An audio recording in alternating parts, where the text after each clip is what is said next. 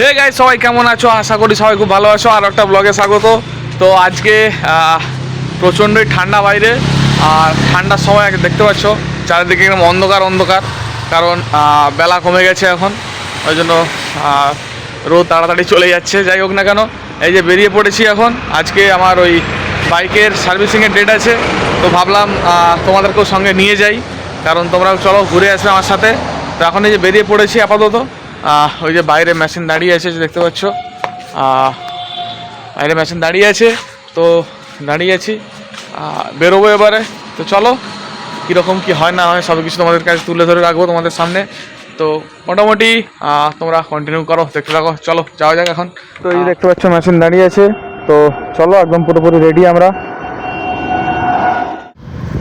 তো আজকে অ্যাকচুয়াল ছিল তোমার গাড়ি ফার্স্ট সার্ভিসিং, তো সেই জন্য যাচ্ছি। আর ঠান্ডাটা কেমন যেন উধাও উধাও হয়ে যাচ্ছে আস্তে আস্তে। তো চলো যাওয়া যাক আপাতত। এখন রোদ আছে, একটু তাড়াতাড়ি বেরিয়েছিলাম, কারণ কি ভিড় হয়ে যায়, অনেকক্ষণ দাঁড়িয়ে থাকতে হয়, তো সেই জন্য আপাতত এখন যাচ্ছি। তো চলো যেতে যেতে তোমাদের সাথে কথা হবে। আর বাইরে সেরকম ঠান্ডা নেই, টুকটাক ঠান্ডা আছে। এরপরে গ্রীষ্মকালে আসলে যে কী অবস্থা হবে সকলেরই জানা। চলো যেতে যেতে কথা হবে। তো বর্তমানে এখন পৌঁছে গেছি রয়্যাল এনফিল্ড শোরুমে, বজলাল চোক থেকে নিয়েছিলাম আমি। তো এখানে দেখতে পাচ্ছ আমাদের গাড়িটা সবে ভিতরে নিয়েছে, এই যে। তো ওয়াশ হবে এখন, তো ওয়াশ করবে, আরও কী সব করবে মোটামুটি, এই যে দেখতে পাচ্ছ। যা কিছু হয় সার্ভিসিংয়ের পার্ট সেগুলোই হবে আজকে। এইটা নিয়ে ব্লগ ছোটো করে একটা, ছাড়া সেরকম কিছু নেই।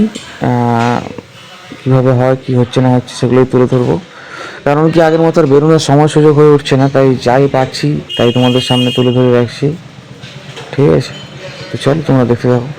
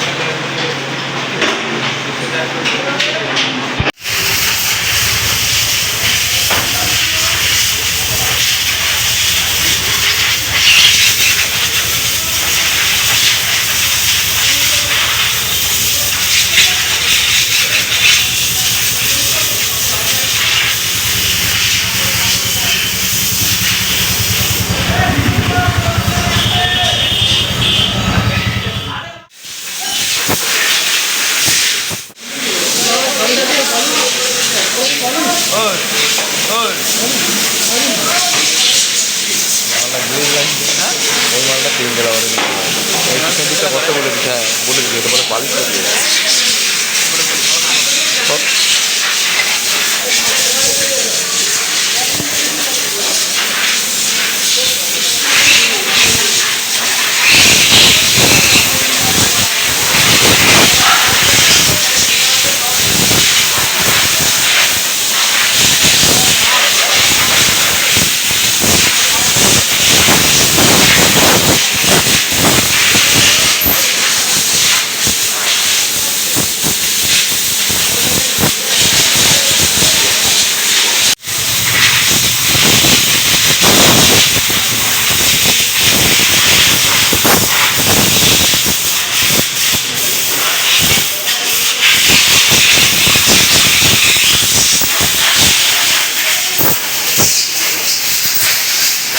তো ফাইনালি সার্ভিসিং কমপ্লিট। তো এখন বেরিয়ে যাচ্ছি, আজ এই অবধি থাক। সবাই ভালো থেকো, সুস্থ থেকো, আবার পরবর্তী ব্লগে দেখা যাবে। তো চলো, টাটা।